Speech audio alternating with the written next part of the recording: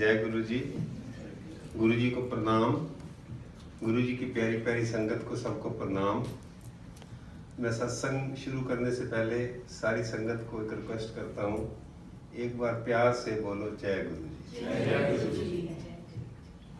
मैं जो अपना सत्संग शेयर करने जा रहा हूँ वो आज से 25 साल पुराना है। 1993 की बात है।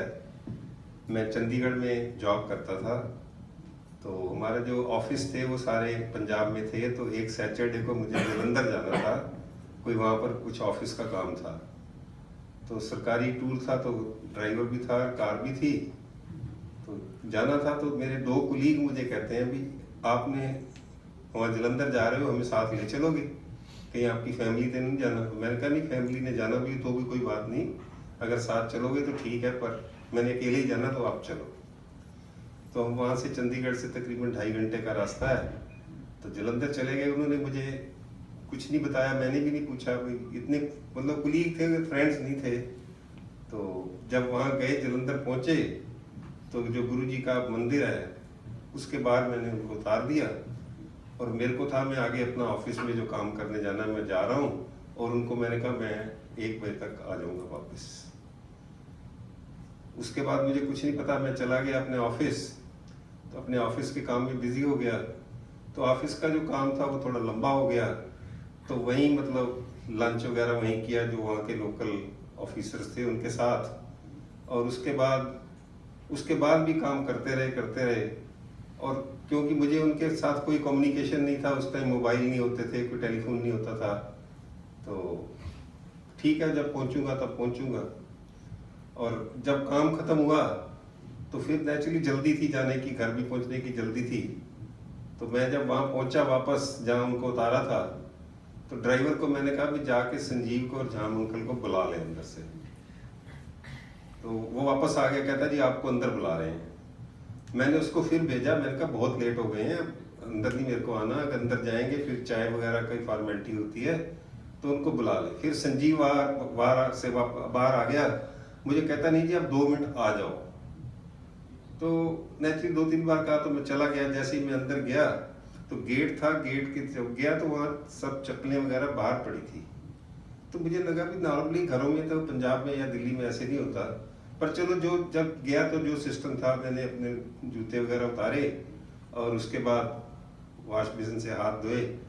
और जैसे ही मैंने दरवाज़ा खोला, मुझे लगा मैं किसी और दुनिया में आ गया हूँ। उस जगह का ऑरा, उस जगह की जो खुशबू आ रही थी और उस जगह का जो एटमॉस्फेयर था, मतलब वो मैं वर्ड्स में डिस्क्राइब नहीं कर सकता। ऐसी मतलब एक किसी को डिफरेंट दुनिया में डाल देते हैं ना जैसे। तो मैं गया अंदर, मैंने कहा इतना घर इनका इतना वो है जबरदस्त, भाई इसमें शांति है, इतनी पीस है, इतनी मतलब ट्रैंक्विलिटी है, इतना अच्छा लग रहा था मुझे। तो उन्होंने मुझे कुछ नहीं बताया। तो फिर जैसे मैं गया तो इधर साइड में एक और डोर था, वहाँ हॉल था, ड्राइंग में जैसे जाते हैं तो उधर हॉल था। तो जो हॉल था तो वहाँ मैं सामने गया तो गुरुजी बैठे थे। तो गुरुजी बैठे थे, जैसे ही मैं गया गुरुजी ने घड़ी से ऐसे किया, कहते देख चांद तेनू मैं क्या सी हरगोबिंद अरोड़ा 7 बजे आएगा, बुला ला घड़ी। अच्छा, मैं तो उनको देख के मतलब इनको उनका इतना वो था, ऑरा कह लो, पर्सनैलिटी कह लो, इतना उनका वो था भी उनसे मतलब आंख मिलाना तो बहुत, पर जैसे मतलब इतनी तो समझ थी भाई जो गुरुजी हैं, तो जाके मैंने उनके पैर छुए और बैठ गया मैं। फिर मुझे थोड़ी देर में लगा भी अब गुरुजी कुछ बोलेंगे, कुछ प्रवचन जैसे आम करते हैं कुछ करेंगे। तो गुरुजी ने कुछ नहीं बोला। थोड़ी देर में चाय प्रसाद आ गया, समोसा था, जलेबी थी, चाय प्रसाद आ गया। तो चाय पी ली मैंने। चाय पी के फिर मैंने उसको संजीव को इशारा करने गया, चल भी चले। वो कहता है बैठ जाओ। मेरे को अंदर से मतलब वहां से उठने को भी दिल नहीं कर रहा था, कोई जगह ऐसी थी, ऐसा उस जगह का ऑरा था, ऐसा वहाँ एटमॉस्फेयर था, भी ऐसे दिल करता था बैठे रहे यहाँ, जाए ना यहाँ से। पर एक जैसे होती है ना वर्ल्डली चीज में, मेरे इतनी लेट हो गए हूँ, पहले मेरी वाइफ फिक्र कर रही होगी, मेरे को पहुंचना भी है, जाना भी है, बाद ड्राइवर भी बैठा है, वो भी गालियां दे रहा होगा भी सवेरे से लेके अब तक शाम तक मेरे को बिठाया हुआ है। एनी हो वहाँ मैं नहीं उठा। थोड़ी देर बाद गुरुजी उठ के गए और गुरुजी गए, किचन बिल्कुल ऐसे साइड में किचन थी, गुरुजी थाली में लंगर मतलब उन्होंने डाला, और जैसे कोई 4 लोग पहले आगे बैठे थे उनको दे दिया, फिर आगे कोई 4 और लोग थे उनको दे दिया, उनको कहा भी आप चारों लोग इकट्ठे खाओ।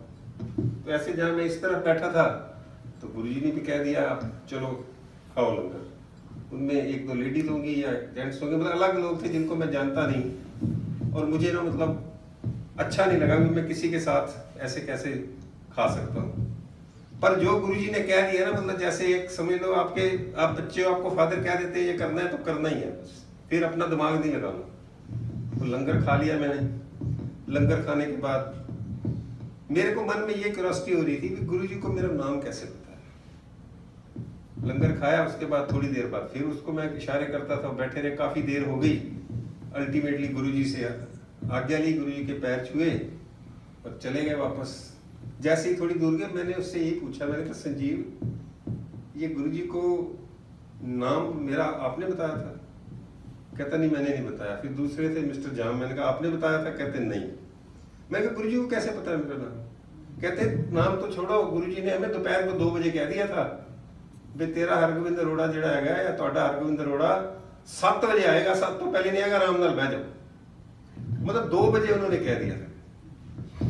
अच्छा, फिर मतलब बातें करते रहे, मतलब मुझे लगा भी कोई पता नहीं कैसे, मतलब समझ नहीं आई इतनी भी कैसे उनको कैसे पता है। फिर हम वापस चले गए, घर गए तो नेचुरली लेट हो गए। उस टाइम मोबाइल वगैरह नहीं थे, कम्युनिकेशन इतना होता नहीं था। तो मैंने वाइफ को जाके बताया। तो रास्ते में मैंने एक बात उससे ये पूछी थी संजीव से भी ये गुरुजी क्या करते हैं? कहते हैं जी ये शिव जी का रूप है और किसी की कोई बड़ी से बड़ी बीमारी जो है ना वो ठीक कर देते हैं। तो मैं उस दिन तो नहीं बताया, शायद नेक्स्ट डे अपनी वाइफ को बताया भी ऐसे ऐसे गुरुजी बीमारी ठीक कर देते हैं। फिर उसके बाद अपना संडे की जो रूटीन होती है, कोई नेक्स्ट सैटरडे उसका मुझे सवेरे फोन आया संजीव का, कहते हैं अरोड़ा साहब आज हम फिर जा रहे हैं और आज हम प्राइवेट कार में जा रहे हैं, आपने चलना है? मैंने कहा नहीं। तो मेरी वाइफ सुन रही थी, उन्होंने मुझे कहा भाई आप तो कह रहे थे भी गुरुजी बीमारी ठीक कर देते, मेरी पेन बैक पेन है इतने सालों से, तो चलते हैं हम। मैंने कहा तो मैंने मना कर दिया उसको। कहते हैं दोबारा उसको फोन करो। फोन किया और चले गए हम। रास्ते में उसने मुझे ये कहा कि गुरुजी से ना आप कहना मत कुछ भी, जब उनकी वो होगी कृपा होगी तभी करेंगे। तो हम 1 हफ्ता गए, वही जाते थे, सारा दिन बैठे, लंगर प्रसाद हो रहा है और गुरुजी को एक जो उनका शब्द था ना, मेरा वाले साइयां रखी चरना दे कोल, बार बार वही लगाते थे। तो बाद में आफ्टर सो मेनी इयर्स मतलब मुझे ये लगता था गुरुजी मैंने रखी अपने चरना दे कोल। तो वो 1 वीक गुजर गया, नई बात हुई। फिर अगले वीक गए, अच्छा बहुत लगता था, बहुत अच्छा लगता था वहां जाके। पर ये होता था भी बच्चों को छोड़ के जाते हैं हर हफ्ते, तो थोड़ा वो भी बच्चों को भी, छोटे थे बच्चे उस टाइम। 3rd वीक फिर गए, फिर गुरुजी ने मतलब कुछ कहा नहीं, मैंने भी नहीं कहा, उन्होंने कहा था मांगना मत, कहना नहीं गुरुजी को। 4th वीक मैंने ये सोचा भी इस बार तो या तो गुरुजी को कह देना है, या अगर नहीं सुनेंगे तो फिर अगली बार ही नहीं होगा। वही हम गए, 11 बजे के करीब पहुंचते थे, गुरुजी आते थे 11:30, 11, 12 जैसे भी उनका मेडिटेशन से उठते थे। तो चाय प्रसाद हो गया, लंगर प्रसाद हो गया। जैसे ही लंगर खाया तो उन्होंने मतलब उस टाइम थोड़ा एक ये भी लगता था जैसे अंकल्स और आंटी सबको कहते थे, बच्चों को भी, जैसे मुकेश अंकल या अरोड़ा अंकल, लेडीज को भी जो मतलब आंटीज कहते थे, तो वो भी थोड़ा सा, मेरी वाइफ को कहते थे, पहले 1-2 बार अरोड़ा आंटी कहते थे, बाद में उन्हें स्टाइलिश आंटी कहना शुरू कर दिया। तो जिस दिन में लंगर खाया 4थी बार, तो जैसे ही लंगर खत्म हुआ तो गुरुजी ने कह दिया स्टाइलिश आंटी आ जाओ।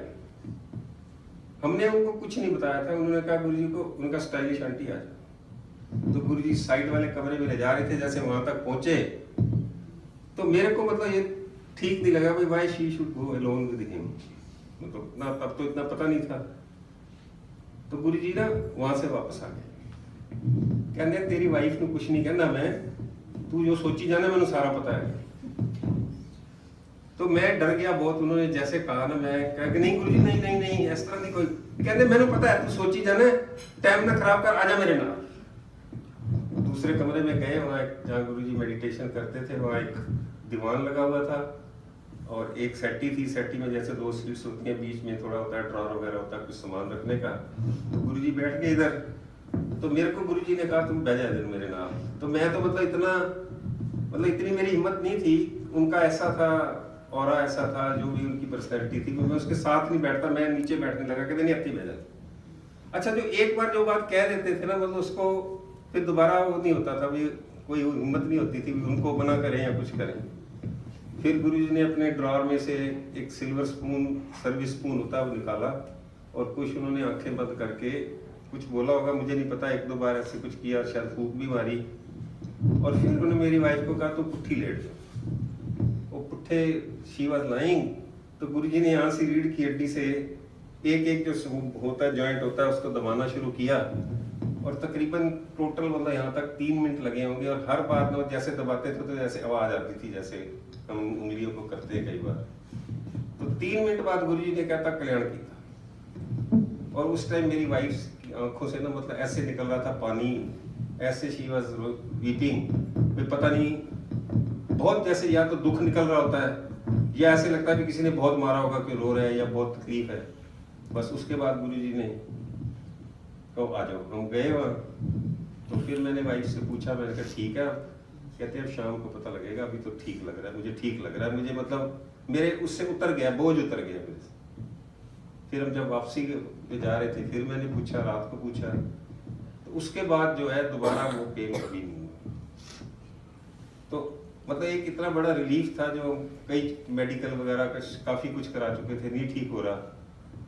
फिर हमें लगा कि हमें तो जाना चाहिए वहाँ, गुरुजी के पास जाना चाहिए। तो गुरुजी के पास फिर हम हर हफ्ते जाते थे और इतना अच्छा लगता था। एक्चुअली वेट करते थे कि कब फ्राइडे तक ड्यूटी खत्म होगी, सैटरडे होगा और हम जाएंगे गुरुजी के पास। तो बच्चों ने भी जाना शुरू कर दिया। तो उसके बाद गुरुजी एक दिन कहते तू रोज मुंह चक के आ जाना, तेरे कोई काम नहीं है। और मैं हाथ जोड़ दिए, मैं कुछ नहीं बोला। फिर 1-2 बार और गुरुजी ने ऐसे कहा, तो फिर मैंने गुरुजी को कहा, मैं गुरुजी मैंने ना तुसी इत्थे लाओ, मेरा इत्थे दफ्तर है, मेरी इत्थे ट्रांसफर करा दो। 3rd डे मेरी वहां से चंडीगढ़ से जलंधर ट्रांसफर हो गई और मैं गुरुजी के पास जलंधर पहुंच गया। और उसके बाद शाम को मतलब इतना होता था कि शाम को ऑफिस से किसी भी टाइम आए, मतलब गुरुजी के पास जाके मतलब ऐसे अच्छा लगता था, जैसे उनसे मिलने से पहले अच्छा लगता था ना, कोई कह दे चलो पिक्चर देखने चलते हैं, या कोई कह दे चलो ताश खेलने चलते हैं, या कहीं पिकनिक पे चलते हैं। वो जो खुशी मिलती थी उससे 1000 गुना खुशी मिलती थी जब गुरुजी के पास जाते थे।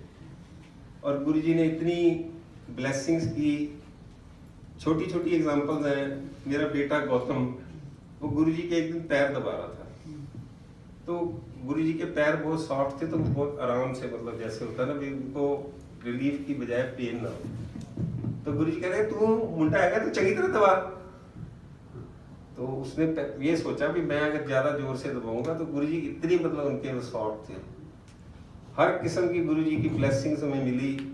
मैं अपने ब्रदर इन लॉ को बुलाया वहां से, नोएडा से, कुछ नहीं बताया गुरुजी को। जैसे हम गए, आ गए नोएडा, तो मतलब हमें ऐसे लगता था भी जैसे इनके तो पास तो कोई कैमरा है, सारा कुछ वो देख रहे हैं, सब उनको सब पता है कि क्या क्या हो रहा है, कैसे कैसे हो रहा है। और फिर उनकी जो वाइफ थी, उन्होंने गुरुजी के जैसे पैर थोड़े दबाए तो उनकी आपस में लड़ाई हो गई। उसने हस्बैंड ने कह दिया तूने क्यों गुरुजी के पैर दबाए। तो उसको मतलब मेरी जो साले की वाइफ थी उसको भी बहुत बुरा लगा, पर गुरुजी ने मतलब कुछ नहीं कहा। गुरुजी ने मेरे ये कह दिया अगली बारी ना दें। फिर उसके बाद मेरी बेटी ने जैसे +2 के एग्जाम दिए, तो वो डॉक्टर बनना चाहती थी, डेंटल डॉक्टर बनना चाहती थी। तो गुरुजी से पूछा, कहते ना ये सोहनी कुड़ी है, तुम BA पास कराओ तेरा ब्याह कर दो, कितने लोगों के मुंह छत मारती फिरेगी। तो वो बड़ा उदास हो गई। फिर हम 1 बार गए, 2 बार गए, उदास बैठी होती थी। फिर गुरुजी ने एक दिन कह दिया अच्छा चल तू जा। गुरुजी की कृपा से वो she is a dental doctor now. और इतनी मतलब गुरुजी की कृपा होती थी। एक वहाँ लड़का था, सरदार था, वो 14 साल का होगा शायद, उसकी एक आंख जो है नहीं, मतलब एक आंख से ही दिखता था उसको। तो लोग कहते थे कई बार गुरुजी को, गुरुजी ऐनी सेवा करता है तेरी कृपा करो। तो तो गुरु जी कई बार गुस्से भी कह देते थे या वैसे भी डांट के भी कह देते थे, तेनू ज्यादा पता मेरे में। फिर बाई चांस क्या हुआ, हम महीना 1.5 महीना किसी वजह से जा नहीं सके, मैं कहीं चला गया था बाहर। जब गए तो वो लड़के की आंख ठीक थी, मतलब इतना एक आंख ना और उसकी आंख काम कर रही है, देख के तो पता इतनी हमें खुशी हुई, इतना गुरुजी के ऊपर और फेथ बढ़ गया। फिर एक दिन गुरुजी रात को बैठे थे तो वो सुना रहे थे भी अगर मैं किसी की तकलीफ दूर करता हूँ तो उसका जो कष्ट है वो कष्ट मैं अपने ऊपर लेता हूँ, तब उसके कष्ट का निवारण होता है। तो मेन बात, 1-2 बातें और हैं जो मैं गुरुजी के साथ में रहा हूँ तो मैं शेयर करना चाहता हूँ। गुरुजी कहते थे तुम्हारी फर्स्ट ड्यूटी जो है वो अपनी फैमिली को देखना है, फैमिली को आप देखो, उसके बाद आपको टाइम मिलता है सत्संग यहाँ आके करो, और नहीं कर सकते तो घर में बैठ के कर लो, ये जरूरी नहीं है। और गुरुजी को सफाई इतनी पसंद थी, कई बार उठते थे जैसे बैठे थे, देखते थे कोई चीज वहां कोई चीज गिर गई है तो खुद जाके उसको उठा के उसको, तो इतनी उनकी सफाई थी, इतना उस जगह का औरा था। अगर आप में से किसी ने उस टाइम आए होते तो शायद मैं वर्ड्स में डिस्क्राइब नहीं कर सकता कितना अच्छा था, शायद आप डिस्क्राइब कर सकते। तो गुरुजी की जो कृपा है वो हम सब पे है, और हमको गुरुजी का जो हम सत्संग करते हैं या कुछ करते हैं उसमें मतलब हमें कोई कंपटीशन नहीं करना किसी से, किसी ने सिंपल रखना है, जो रखना है जैसे रखना है। मेन तो है जो हम सत्संग करते हैं उस टाइम हमारी जो अटेंशन है वो पूरी जो है, मतलब सारी बाकी दुनिया की बातें भूल के, फैमिली की बातें भूल के, पर्सनल बातें भूल के, we should try to concentrate. और गुरुजी की कृपा तो है ही है हमारे। जय गुरु।